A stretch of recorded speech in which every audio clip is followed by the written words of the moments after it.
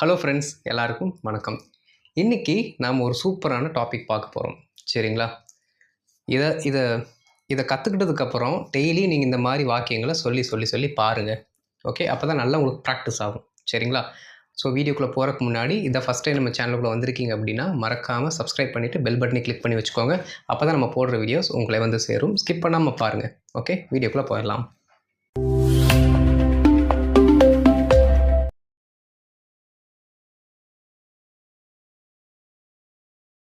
இப்போ இந்த சென்டென்ஸை பாருங்கள். நீ ஏன் நாளைக்கு வரக்கூடாது? நீ ஏன் நாளைக்கு சாப்பிடக்கூடாது? நீ ஏன் நாளைக்கு குடிக்கக்கூடாது? புரியுதுங்களா? இந்த மாதிரி கேள்விகளை நம்ம வழக்கமாக கேட்போம். எதற்கு கேட்போம்? அதை ஃபஸ்ட் தெரிஞ்சுக்கணும். ஒரு ஆக்ஷனை இப்போ கொஞ்சம் நேரத்துக்கு அப்புறம் இல்லாட்டி ஃப்யூச்சரில் ஒருத்தங்க ஏன் அதை பண்ணக்கூடாது, ஓகே, ஏன் பண்ணக்கூடாது அப்படின்னு ஒரு சஜஷனாக கேட்போம். ஓகேங்களா? நீங்கள் ஏன் அந்த ரூமில் தங்கக்கூடாது, ஒரு அட்வைஸும் கூட நம்ம கொடுக்கறதுக்கு நம்ம யூஸ் பண்ணுவோம். ஓகே, சஜஷன் அட்வைஸ் எல்லாமே இதுக்குள்ளே வந்துடும். அப்போது ப்ரெசண்ட்டோ இல்லை ஃப்யூச்சரோ அவங்க ஏன் அந்த வேலையை செய்யக்கூடாது, அந்த பர்டிகுலர் ஆக்ஷன் ஏன் அப்படி நடக்கக்கூடாது அப்படின்னு ஒரு கேள்வி கேட்போம் பார்த்தீங்களா? அதற்கு தான் நம்ம தமிழ்லையும் இது யூஸ் பண்ணுறோம். ஓகே, ஒன்று. ஆனால் இந்த மாதிரி கேள்விகளை பாஸ்ட் டென்ஸில் நம்ம போட்டு யூஸ் பண்ணால் அதே மீனிங் கன்வே ஆகுமானா ஆகாது. அதுதான் ரூல்.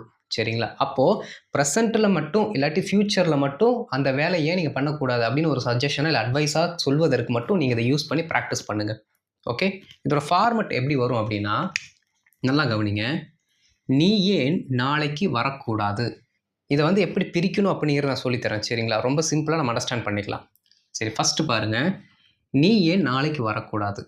ஓகே, ஸோ ஏன் அப்படின்னு வந்துட்டாலே அது ஒரு முழு கேள்வி வாக்கியமாக மாறிடுது பார்த்தீங்களா? அப்போது கேள்வி வாக்கியங்களில் வரக்கூடிய அந்த வார்த்தைகளை நம்ம ஃபஸ்ட்டு போட்டுக்கணும். அதுதான் ரூல். சரிங்களா? அப்போ இதில் இருக்கிறதுலே பார்த்தீங்கன்னா கேள்வி வார்த்தை எதுன்னா ஏன். அப்போ அந்த ஏனை ஃபஸ்ட்டு போட்டுக்கலாம்.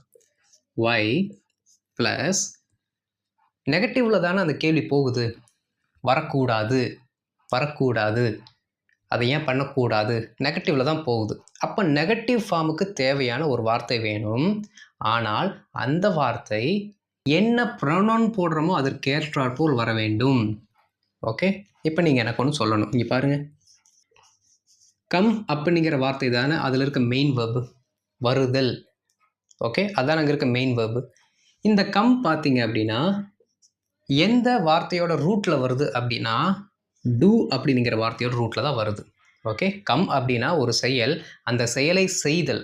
ஓகே, அதனால் டூ அப்படிங்கிற வார்த்தை தான் என்றைக்குமே ரூட். அது எந்த வேர்பாக வேணால் இருக்கட்டும். சாப்பிட்றது ஒரு வேலையை செய்யறது, அது டூ தான். தூங்கிறது ஒரு வேலையை செய்தல், நடக்கிறது ஒரு வேலையை செய்தல், அடிக்கிறது ஒரு வேலையை செய்கிறது, படிக்கிறது ஒரு வேலையை செய்கிறது. அப்போ எந்த வேலையை நீங்கள் வேர்பாக வச்சுக்கிட்டாலும் அதோட ரூட் என்ன தான்? செய் தான். அப்போது கம் அப்படிங்கிற வார்த்தையோட ரூட் என்ன? டூ. அப்போ இதோட நெகட்டிவ் தான் நமக்கு வேணும். நெகட்டிவ் தானே வேணும். அப்போ ரொம்ப சிம்பிள், டோன்ட் அப்படிங்கிற வார்த்தை யூஸ் பண்ணிக்கலாம். Okay, don't. அப்போ அந்த டோன்ட்டை தூக்கி அப்படி நம்ம இங்கே போடலாம். ஏன் அப்படின்னா நமக்கு தேவை நெகட்டிவ் தான். அப்போது அந்த வார்த்தை இங்கே போடுங்க. ஓகே, டோன்ட் போட்டாச்சு. மீதி இப்போ என்ன இருக்குது? நீ நாளைக்கு வர கூடாதுங்கிறது இங்கே வந்துருச்சு. சரிங்களா? நீ நாளைக்கு வர, இதுதான் மீதி இருக்கிறது. சரிங்களா?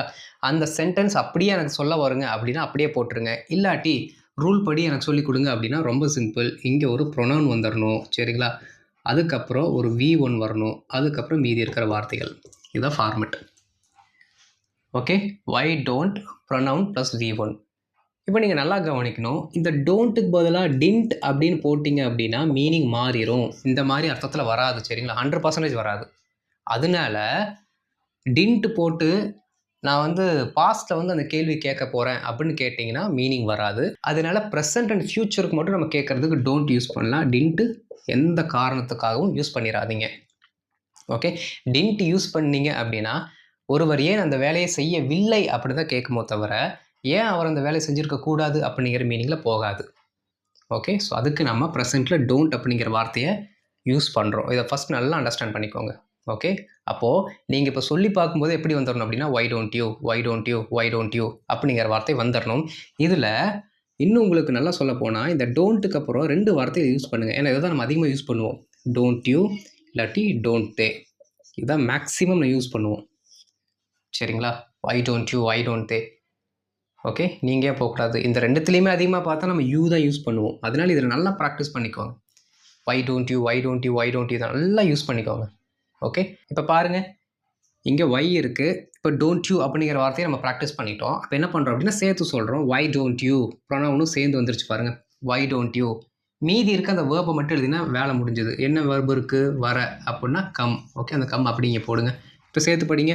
வை don't you come, why don't you come, நீ ஏன் வரக்கூடாது? வை டோன்ட் யூ கம், நீ ஏன் வரக்கூடாது? Why don't you come tomorrow, நீ ஏன் நாளைக்கு வரக்கூடாது? Why don't you come with your father, நீ ஏன் உங்கள் அப்பா கூட வரக்கூடாது? Why don't you come, why don't you come to my home, நீ ஏன் வீட்டுக்கு வரக்கூடாது? புரியுதுங்களா? Why don't you come with your friends, நீ ஏன் உன்னுடைய நண்பர்களுடன் வரக்கூடாது? நீ தனியாக வரேன்னு சொல்கிற, ஓகே, நீ ஏன் உன் நண்பர்களுடன் வரக்கூடாது? Why don't you come with your friends, why don't you come with your friends. ரொம்ப ரொம்ப சிம்பிள். நம்ம மேக்ஸிமம் இந்த யூ அப்படிங்கிறத தான் யூஸ் பண்ணுவோம் மற்ற எல்லா ப்ரொனவுன்ஸை விட. அதனால நீங்கள் ப்ராக்டிஸ் பண்ணும்போது எப்படி ப்ராக்டிஸ் பண்ணிக்கணும்? Why don't you, why don't you அப்படின்னு ப்ராக்டிஸ் பண்ணிக்கோங்க. மீதி வரக்கூடிய அந்த சென்டென்ஸை பாசிட்டிவ் டோனில் போட்டிங்கன்னா ரொம்ப ரொம்ப சிம்பிள். சரிங்களா? நம்ம இப்போ எக்ஸாம்பிள்ஸ் பார்ப்போம். எக்ஸாம்பிள்ஸ் பார்க்கும்போது உங்களுக்கு கிளியராக புரிய வரும் ஒவ்வொன்றா. ஓகே, இப்போ பாருங்கள் ஒரு சில எக்ஸாம்பிள்ஸ். நீ ஏன் அந்த மூலையில் காத்திருக்கக்கூடாது? நீ ஏன் அந்த மூலையில் நிற்கக்கூடாது, வெயிட் பண்ணக்கூடாது? நீங்கள் ஏன் இதை ஏற்கக்கூடாது? இல்லாட்டி இந்த வாய்ப்புன்னு கூட வச்சுக்கலாம். ஓகே, நீங்கள் ஏன் இந்த வாய்ப்பை ஏற்கக்கூடாது, அக்செப்ட் பண்ணக்கூடாது? நீ ஏன் ஆங்கிலம் கற்கக்கூடாது? எல்லாமே ஒரு சஜஷனாக. நீங்கள் ஏன் அந்த வேலையை பண்ணக்கூடாது, பண்ணலாம்ல அப்படிங்கிற ஒரு சஜஷனில் கேட்குறோம். எப்படி? கேள்வியா. அதுக்கு தான் இதெல்லாம் யூஸ் ஆகுது. அடுத்து பாருங்கள், அவர்கள் ஏன் அடுத்த அறையில் தங்கக்கூடாது? இன்னொரு அறை இருக்குல்ல, அவங்க ஏன் அங்கே தங்கக்கூடாது? அவங்க அங்கே தங்கலாம் அப்படிங்கிற சஜஷனை தான் நம்ம கேள்வியாக சொல்கிறோம். சரிங்களா? இப்போது நல்லா கவனிங்க. நம்ம முன்னாடி பார்த்த ஃபார்மட் படி ஃபஸ்ட்டு எந்த ப்ரொனவுன் வருதோ அது கூட சேர்த்து அந்த வை டோன்ட் அப்படிங்கிற ரூட் வேர்டை போட்டோம்னா வேலை முடிஞ்சுது. ஓகே, அவ்வளோதாங்க. அந்த ரூட் வேர்டு என்னமோ அதை ஃபஸ்ட்டு போட்டுட்டு அது கூட என்ன ப்ரொனவுன் வருதோ அதை போட்டால் வேலை முடிஞ்சுது. சரிங்களா? சரி பாருங்கள், ரூட் வேர்டு என்ன? Why don't. அவ்வளோதான். இதுதான் ஃபஸ்ட்டு இருக்க ரூட் வேர்டு. ஏன் அப்படின்னா காத்து இருக்கக்கூடாது, ஏன்னா நெகட்டிவில் தானே கேட்குறோம். அந்த நெகட்டிவுக்காக நம்ம டோன்ட் அப்படிங்கிற வார்த்தை யூஸ் பண்ணுறோம். சரிங்களா? சரி பாருங்கள், வை டோன்ட். ஓகே, எந்த ப்ரொனவுன் இருக்கா இங்கே? ஏன்னா டோன்ட்டுக்கு அப்புறம் ப்ரொனவுன் தானே போடணும். எந்த ப்ரொனவுன் இருக்காங்க? நீ. அப்போ நீக்கு இங்கிலீஷில் யூ அப்படின்னு நம்ம போடுறோம். ஓகே, வை டோன்ட் யூ முடிஞ்சு போச்சு. Why don't you. இதுக்கப்புறம் பாருங்களேன், ரொம்ப சிம்பிள். என்ன வேர்போ அந்த வேர்பை மட்டும் போடுங்க. என்ன வேர்பு? நீ ஏன் அந்த மூலையில் காத்திருக்கக்கூடாது, காத்திருத்தல் அப்படிங்கிற வேர்பு தான் நமக்கு இப்போ வேணும். இப்போ காத்திருக்கிறதுக்கு என்ன இங்கிலீஷில் சொல்லலாம் சொல்லுங்கள்? காத்திருக்கிறதுக்கு வெயிட். அவ்வளோதான். V1 தான் வரணும் ரூல் படி. ஸோ வெயிட், V1 வந்துருச்சு. Okay, wait. அதுக்கப்புறம் மீதி என்ன இருக்கோ அதை அப்படியே எழுதிக்கலாம். எங்கே வெயிட் பண்ணுவோமா? அந்த மூலையில். அந்த மூலையில் அப்படின்னா அது ஒரு ஸ்பெசிஃபிக்கான இடம். அப்போ ஸ்பெசிஃபிக்கான இடம் வரும்போது ஒரு ப்ரிப்போசிஷனை போட்டு அந்த லொக்கேஷன் சொல்லணும். At the corner. Okay, at the corner. அவ்வளோதான், முடிஞ்சு போச்சு பாருங்கள். கேள்வி வேறு போடணுமா? போட்டாச்சு. பாருங்கள், why don't you wait at the corner. நீ ஏன் அந்த மூலையில் வெயிட் பண்ணக்கூடாது? நீ ஏன் அந்த மூலையில் வெயிட் பண்ணக்கூடாது? உள்ளே எங்கேயாவது வந்துடாத, இல்லை அந்த பக்கம் எங்கேயாவது போயிடாத. நீ ஏன் அங்கே வெயிட் பண்ணக்கூடாது? அது நல்ல இடமாச்சே, நீ ஏன் அங்கே வெயிட் பண்ணக்கூடாது அப்படின்னு நம்ம சொல்கிறோம். சரிங்களா? அங்கே நிறைய மரமெல்லாம் இருக்குது, உனக்கு நிழலாகவும் இருக்கும், நீ அங்கே வெயிட் பண்ணக்கூடாது. Why don't you wait at the corner, why don't you wait at the corner. Okay, இப்போ அடுத்த சென்டென்ஸ், நீங்கள் ஏன் இதை ஏற்கக்கூடாது? நீங்கள் ஏன் இதை ஏற்கக்கூடாது. இப்போது இதை இன்னொரு ஆங்கிளில் நம்ம ப்ராக்டிஸ் பண்ணலாமா? அதாவது எப்படி பண்ணாலும் அந்த சென்டென்ஸ் அப்படியே தான் வரும், ஃபார்மெட் அப்படியே வந்துடும். ஆனால் ஃபார்முலா படியும் போகலாம், இன்னொரு ஆங்கிள் இருக்குது, அதையும் நான் சொல்லித்தரேன். சரிங்களா? பாருங்களேன், நீங்கள் ஏன் இதை ஏற்கக்கூடாது, நீங்கள் ஏன் இதை ஏற்கக்கூடாது. இதை பார்த்தீங்கன்னா நீங்கள் பாசிட்டிவாக ஒரு பிளெயின் சென்டென்ஸாக மட்டும் சொல்லுங்களேன். நீங்கள் ஏன் அதை ஏற்கக்கூடாது. இது என்ன பண்ணலாம்னா அதை கூடாத தூக்கிடலாம், ஏனை தூக்கிடலாம். அதாவது எதை நான் அண்டர்லைன் பண்ணுறனோ அதெல்லாம் வேண்டாம் நமக்கு இப்போ. ஓகே, அப்போ மீதி இருக்கிறது என்ன? நீங்கள் இதை ஏற்க. அந்த ஏற்கனிக்கிற வார்த்தையை கம்ப்ளீட் பண்ணி விட்டுறலாம். ஓகே, நீங்கள் இதை ஏற்றுக்கொள்ளுங்கள். ஓகே, அந்த மாதிரி கம்ப்ளீட் பண்ணுற மாதிரி எடுத்துக்கலாம். ஓகே, நீங்கள் இதை ஏற்றுக்கொள்ளுங்கள், நீங்கள் இதை ஏற்றுக்கொள்ளுங்கள். ரொம்ப சிம்பிளாக இது அப்படியே எழுதுங்க வாங்க. நீங்கள் இதை ஏற்றுக்கொள்ளுங்கள் அப்படின்னா இதை அப்படிங்கிறது கூட என்ன பண்ணிக்கலாம்? ஆஃபர்னு சொல்லிக்கலாமா? ஓகே, பாருங்கள், யூ அக்செப்ட் திஸ் ஆஃபர். அவ்வளோதான், ஒரு ஃபுல் சென்டென்ஸ் வந்துருச்சு பாருங்கள். நீங்கள் இதை ஏற்றுக்கொள்ளுங்கள், you accept this offer, you accept this offer. You wait at the corner, அதே மாதிரி தான் பாருங்கள், ஃபுல்லாக வருது பாருங்கள், ஒரு ஃபுல் சென்டென்ஸ் வந்துருச்சு. You wait at the corner, நீ அந்த மூலையில் வெயிட் பண்ணு.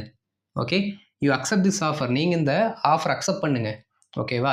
இந்த சென்டென்ஸ் அப்படியே எழுதிட்டு ரூட் வேர்டை மட்டும் முன்னாடி போடுங்க, வேலை முடிஞ்சுது. உங்களுக்கு ரெண்டில் எது சிம்பிளாக இருக்கோ அதை பண்ணுங்கள், அவ்வளோதான்.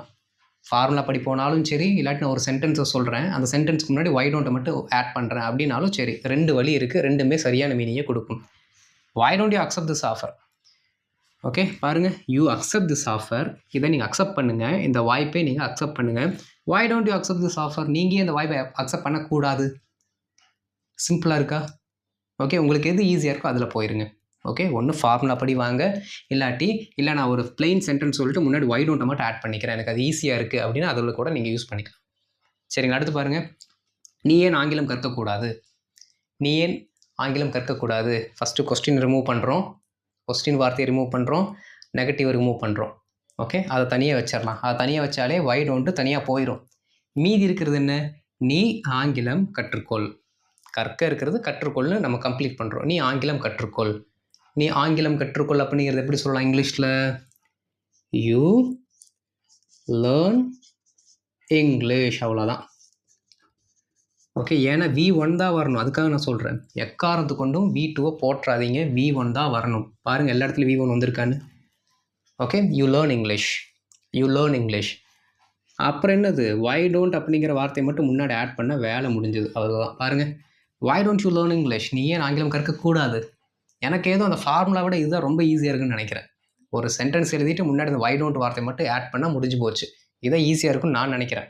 Okay, right. பாருங்கள், why don't you learn English, why don't you learn English, why don't you learn Malayalam, why don't you learn Tamil, why don't you learn Hindi, why don't you learn Java, why don't you learn Python, என்ன வேணால் போட்டுக்கலாம்.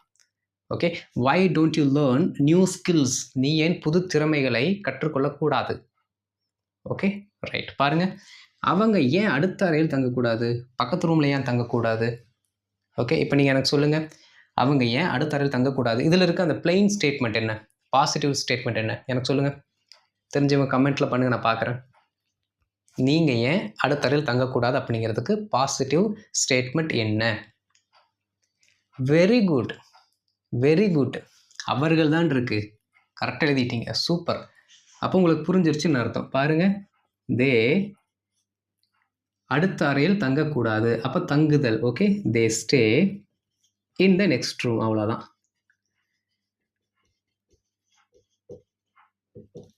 கேள்வி இப்போயே போட்டு வச்சிட்றேன். Okay, they stay in the next room, அவர்கள் அடுத்த அறையில் தங்குகிறார்கள். They stay in the next room, அவர்கள் அடுத்த அறையில் தங்குகிறார்கள். முன்னாடி வை டோன்ட் அப்படிங்கிற வார்த்தையை போட்டால் வேலை முடிஞ்சுது. Why don't they stay in the next room, why don't they stay in the next room, அவங்க ஏன் பக்கத்து ரூமில் தங்கக்கூடாது? Why don't they stay in the next room, அவர்கள் ஏன் பக்கத்து அறையில் தங்கக்கூடாது? Why don't they stay in the next room, அவங்க ஏன் பக்கத்து அறையில் தங்கக்கூடாது? ஓகே, அவங்க ஏன் எங்கள் கூட தங்கக்கூடாது? Why don't they stay with us, why don't they stay with us, அவங்க ஏன் எங்கள் கூட தங்கக்கூடாது? புரியுதுங்களா? ரொம்ப ரொம்ப சிம்பிளுங்க. ஓகே, ஒன்று ஃபார்முலா படிப்போங்க, ஆர்எல்ஸ் ஒரு பிளெயின் ஸ்டேட்மெண்ட் நம்ம போடுறோம், அது V1 வச்சு போடுறோம், முன்னாடி இந்த வை டோன்ட் அப்படிங்கிற இந்த பையனை என்ன பண்ணுறோம், முன்னாடி ஆட் பண்ணிடுறோம். சிம்பிளாக ஒரு கேள்வி வந்துருச்சு. ஓகேங்களா? அடுத்த ஸ்லைடில் இந்த டோன்ட் அப்படிங்கிற வார்த்தை சில இடங்களில் மட்டும் மாறும். ஓகே, அதை மட்டும் பார்த்துட்டு நம்ம ஹோம்ஒர்க் போயிடலாம்.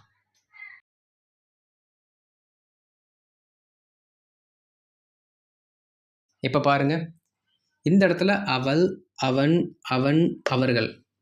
ப்ரீவியஸ் ஸ்லைடில் உங்களுக்கு நான் என்ன சொன்னேன், why don't you, why don't they, அதை தான் நம்ம அதிகமாக யூஸ் பண்ணுவோன்னு சொன்னேன். சில சமயங்களில் அவன், அவள்ங்கிற வார்த்தைகளை கூட நம்ம யூஸ் பண்ணுறதுக்கு சந்தர்ப்பம் நேரிட்டால் அங்கே என்ன வார்த்தை யூஸ் பண்ணணுங்கிறத இப்போ தெரிஞ்சுக்கலாம். சரிங்களா? இது அதிகமாக நம்ம யூஸ் பண்ண மாட்டோம்.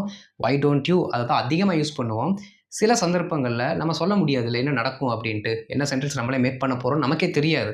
அதனால இதுவும் பார்த்தீங்கன்னா பாசிபிலிட்டிஸ் இருக்குது நடப்பதற்கு, அதனால் அதையும் தெரிஞ்சு வச்சுக்கலாம். அப்போ ரொம்ப சிம்பிளுங்க, ஐ, வி, யூ, தே, இதுக்கு நாம் டூ அப்படிங்கிற வார்த்தை யூஸ் பண்ணுவோம். சரிங்களா? ஆனால் டஸ் அப்படிங்கிற வார்த்தை ஹீ, ஷீ கூட மட்டும்தான் வரும். அப்புறம் இட்டு கூட சேர்ந்து வரும். இட்டு நம்ம யூஸ் பண்ண போகிறதில்ல, ஹீ, ஷீ மட்டும் தான் யூஸ் பண்ண போகிறோம். ஸோ ஹீ, ஷீ அப்படின்னா அதற்கூட வரக்கூடிய வார்த்தை டஸ், டூ வராது. அப்போ ரொம்ப சிம்பிள், போன ஸ்லைடில் பண்ண அதையே தான் பண்ண போகிறோம். டூக்கு பதிலாக டஸ்ஸை போட போகிறோம், அவ்வளோதான். ஓகே, சரி பாருங்கள். அவள் ஏன் இந்த கல்லூரியில் படிக்கக்கூடாது? இந்த கேள்வி பார்த்ததுமே ஃபஸ்ட்டு பாசிட்டிவ் ஆக்கிடணும். அவள் இந்த கல்லூரியில் படிக்கிறாள், அவ்வளோதான். அவள் இந்த கல்லூரியில் படிக்கிறாள். ஓகே, சரி எழுதலாங்களா? அவள் இந்த கல்லூரியில் படிக்கிறாள் எப்படி சொல்லுவீங்க? She studies in this college. Okay, she studies in this college. இப்படி தான் நம்ம என்ன பண்ணுவோம், நார்மலாக பிரிப்போம். Okay, she studies in this college இப்படி தான் நம்ம சொல்லுவோம். ஆனால் இங்கே நம்ம என்ன பண்ண போகிறோம் அப்படின்னா, நான் உங்களுக்கு சொல்லி கொடுத்தது என்ன, ப்ரொனவுனுக்கு அடுத்து வரக்கூடியது V1 தான் சொன்னேன், சரிங்களா? அது V1ல் பிளெயின் வேர்பு, இந்த இஎஸ் எல்லாம் எதுவுமே சேர்ந்து வரக்கூடாது. அப்போ என்ன பண்ணுறோம் அப்படின்னா, இது அப்படியே நம்ம V1 பிளெயின் ஃபார்மை கொண்டு வந்துடுறோம். Okay, she study in this college. இங்கே இருந்த இஎஸ் இருந்துச்சு பார்த்தீங்களா, அதுக்கு பதிலாக தான் நம்ம வந்து டஸ் அப்படிங்கிற வார்த்தையை சேர்த்துறோம், சரிங்களா? அப்போ ரொம்ப சிம்பிள். ஒய் டோன்ட்டுக்கு பதிலாக ஒய் டஸ்ன்ட் அப்படிங்கிற வார்த்தையை நம்ம சேர்க்குறோம், அவ்வளோதாங்க, முடிஞ்சு போச்சு. Why doesn't she study in this college? Why doesn't she study in this college? அவையே எந்த காலேஜில் படிக்கக்கூடாது? ஏன் அந்த காலேஜுக்கே போகணும்னு சொல்லிட்டு இருக்கா? Why doesn't she study in this college? இந்த காலேஜில் படிக்கக்கூடாது. புரியுதுங்களா? ரொம்ப ரொம்ப சிம்பிள். இந்த கடையிலேயே அவன் வாங்கக்கூடாது. why doesn't she buy in this shop? why doesn't she buy in this shop? அவள் ஏன் இந்த கடையிலே வாங்கக்கூடாது? அவள் ஏன் இந்த ட்ரெஸ்ஸையே போடக்கூடாது? அவள் ஏன் இந்த ட்ரெஸ்ஸையே போடக்கூடாது? why doesn't she wear this dress? why doesn't she wear this dress? முடிஞ்சு போச்சு, ரொம்ப சிம்பிள். ஓகே, டூக்கு பதிலாக டஸ்ஸை போடுறோம், அவ்வளோதான் வேலை, வேறு எதுவுமே இல்லைங்க. சரி, அடுத்து பாருங்கள். அவன் ஏன் கோயம்புத்தூருக்கு போகக்கூடாது? அவன் ஏன் கோயம்புத்தூருக்கு போகக்கூடாது? அவன் கோயம்புத்தூருக்கு போகிறான், அவ்வளோதான். அவன் ஏன் கோயம்புத்தூருக்கு போகக்கூடாது? அவன் கோயம்புத்தூருக்கு போகிறான். அவன் கோயம்புத்தூருக்கு போகிறான். Okay, he go to Coimbatore, அவ்வளோதான். He go to Coimbatore. கோஸ்ன்னு போடக்கூடாது, ஏன்னா கோஸை முன்னாடி கொண்டு வர போகிறோம். என்னென்னு கொண்டு வர போகிறோம்? வை டசன்ட். டஸ் இங்கே வந்துருச்சு பாருங்கள், இங்கேருந்து இஎஸ் இங்கே வந்துருச்சு, அவ்வளோதான். why doesn't he go to Coimbatore? why doesn't he go to Coimbatore? அவன் கோயம்புத்தூர் போகக்கூடாது. why doesn't he go to Coimbatore? அவன் அந்த வேலைக்கு போகக்கூடாது. why doesn't he go to that job? அவன் ஏன் அந்த வேலைக்கு போகக்கூடாது. why doesn't he go to that job? புரியுதுங்களா? ரொம்ப ரொம்ப ரொம்ப சிம்பிள். சரி, இப்போ பாருங்கள். அவன் ஏன் அந்த வேலைக்கு போகக்கூடாது அப்படிங்கிறதுக்கு நம்ம என்ன பண்ணுறோம், why doesn't he go to that jobன்னு சொல்கிறோம். அவன் ஏன் அந்த வேலைக்கு போகலை அப்படின்னு ஒரு கேள்வி வருது இல்லை? அங்கேயும் நம்ம டோன்ட் அப்படிங்கிற வார்த்தையை தான் யூஸ் பண்ணுவோம் அப்படின்னு நினச்சிட்டு இருப்போம், ஆனால் அது வராது. அவன் ஏன் அந்த வேலைக்கு போகலை அப்படின்னா, அவன் அந்த வேலைக்கு போகலை அப்படிங்கிறது நடக்காமல் போயிடுச்சு. ஆல்ரெடி பாஸ்டில் அவன் பண்ணலைன்னு அர்த்தம், புரியுதுங்களா? அப்போது பாஸ்ட்டில் ஒருத்தவங்க ஒரு வேலையை பண்ணலைன்னா தான் நம்ம என்னென்னு கேட்போம், அவன் ஏன் அந்த வேலைக்கு போகலை, அவன் ஏன் உனக்கு கூப்பிடலை இன்னும் கூப்பிடல, அப்புறம் அந்த வேலையை அவன் செய்யலைன்னு அர்த்தம், அந்த வினை நடைபெறவில்லை என்று அர்த்தம். அப்போது டைரெக்டாக என்ன ஆகுது, பாஸ்ட் டென்ஸுக்கு போயிடுது. அப்போது நீங்கள் நல்லா கவனிக்கணும், இதே சென்டென்ஸில் இந்த டஸ்ஸு இல்லாட்டி டோன்ட்டுக்கு பதிலாக டிண்ட் அப்படிங்கிற வார்த்தையை சேர்த்திங்கன்னா மீனிங் மாறிடும். பார்க்கலாங்களா? பாருங்கள், இதே சென்டென்ஸ் நான் அப்படியே காப்பி பண்ணுறேங்க, பாருங்கள். why doesn't he go to Coimbatore அப்படின்னு நான் அப்படியே காப்பி பண்ணிட்டேன். ஓகே, ஒரு லெட்டர் கூட மாற்றாம அப்படியே காப்பி பண்ணிட்டேன், சரிங்களா? ஆனால் why doesn't he go to Coimbatore அப்படின்னா நமக்கு என்ன அர்த்தம் வரும், அவன் ஏன் கோயம்புத்தூருக்கு போகக்கூடாது அப்படின்னு தானே அர்த்தம் வரும். ஆனால் இப்போ நம்ம என்ன கேட்கணும், அவன் ஏன் கோயம்புத்தூருக்கு போகலை அப்படி தானே கேட்கணும். ரொம்ப சிம்பிள். இந்த டஸ்ஸுக்கு பதிலாக பாஸ்டில் வர அந்த டின்ட்டை யூஸ் பண்ணால் வேலை முடிஞ்சுது. ஓகே, இந்த கான்செப்ட் நீங்கள் நம்ம படிக்க போகிற கான்செப்ட் இல்லை, ஆனால் உங்களுக்கு சந்தேகம் வரும். அதனால் ஒரு 2 எக்ஸாம்பிள் மட்டும் கொடுத்து கிளியர் பண்ணிடுறேன். ஓகே, நம்மளோட இன்றைக்கி கான்செப்ட் என்ன அப்படின்னா, நீ ஏன் இந்த வேலையை செய்யக்கூடாது, நீ ஏன் அதை வாங்கக்கூடாது, இப்படி சொல்கிறதா நம்மளோட கான்செப்ட் இன்றைக்கி. ஆனால் இது உங்களுக்கு டவுட் வரும். அப்போது அவன் ஏன் அந்த வேலையை செய்யலை அப்படிங்கிறத நம்ம எப்படி கேட்போம் அப்படின்னு டவுட் வரும்ல. அதுக்கு தான் இந்த 2 சென்டென்ஸ் மட்டும் போட்டிருக்கேன். பாருங்கள், அவன் ஏன் கோயம்புத்தூருக்கு போகவில்லை, why didn't he go to Coimbatore? why didn't he go to Coimbatore? அப்போ அந்த வேலையை அவன் ஏன் செய்யவில்லை அப்படின்னு தான் அர்த்தமோ தவிர, அவன் ஏன் அந்த வேலையை செய்யக்கூடாது அப்படிங்கிற அட்வைஸோ சஜஷனும் அங்கே வராது. ஓகே, ஏன்னா ஒருத்தர் அந்த வேலையை ஏன் செய்யக்கூடாது அப்படின்னா இதுக்கப்புறம் தான் அவர் அந்த வேலையை செய்ய போகிறாரு. ஓகே, சஜஷன் கொடுக்கலாம்.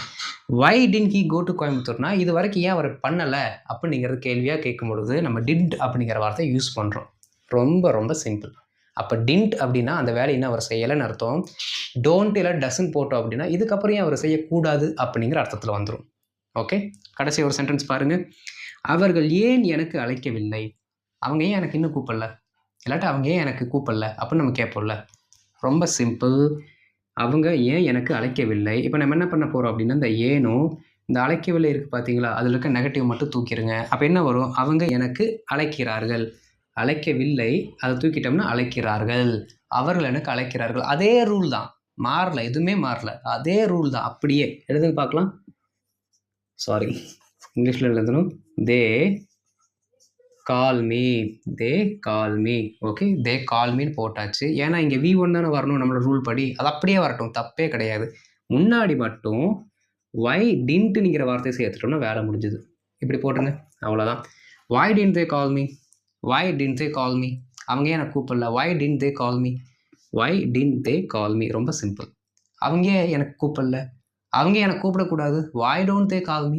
அவர்கள் ஏன் எனக்கு கூப்பிடக்கூடாது, வை டோன்ட் தே கால் மீ. அவங்க ஏன் எனக்கு கூப்பிடல, why didn't they call me.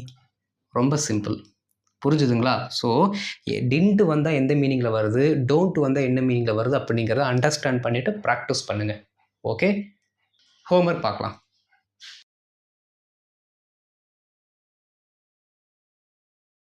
இப்போ ஹோம்ஒர்க் பாருங்கள். நீ ஏன் அடுத்த வருடம் திருமணம் செய்யக்கூடாது, அவங்க ஏன் என்ன தேர்ந்தெடுக்கக்கூடாது, என்ன ஏன் அவங்க செலக்ட் பண்ணக்கூடாது, நீங்கள் ஏன் உடற்பயிற்சி எக்ஸசைஸ் செய்யக்கூடாது, அவள் ஏன் அதில் கலந்து கொள்ளக்கூடாது, அவள் ஏன் அதில் கலந்து கொள்ளக்கூடாது, அவன் ஏன் சாப்பிடவில்லை. இதெல்லாம் கவனிக்கணும். அவன் ஏன் சாப்பிடவில்லை, எல்லாமே கூடாது கூடாது வந்துட்டு கடைசியில் மட்டும் அவன் ஏன் சாப்பிடலை. அதுக்கும் உங்களுக்கு எப்படி பண்ணணும்னு தெரியும். ஓகே, 5 ஹோம்ஒர்க் கொடுத்துருக்கேன். இதற்கான சரியான ஆன்சரை கமெண்ட்டில் போட்டுருங்க, பார்த்துட்டு நான் உங்களுக்கு ரிவர்ட் பண்ணுறேன். ஓகே, ஸோ இந்த வீடியோ உங்களுக்கு பிடிச்சிருந்தால் லைக் பண்ணுங்கள், தெரிஞ்சவங்களுக்கு ஷேர் பண்ணுங்கள். இதான் நம்ம சேனலுக்கு நீங்கள் ஃபஸ்ட் டைம் வந்திருக்கீங்கன்னா மறக்காமல் சப்ஸ்கிரைப் பண்ணிட்டு பெல் பட்டனை கிளிக் பண்ணிக்கோங்க. அப்போ தான் நான் போடுற வீடியோஸ் உங்களை வந்து சேரும். நம்ம அடுத்த வீடியோவில் பார்க்கலாம். தேங்க்யூ.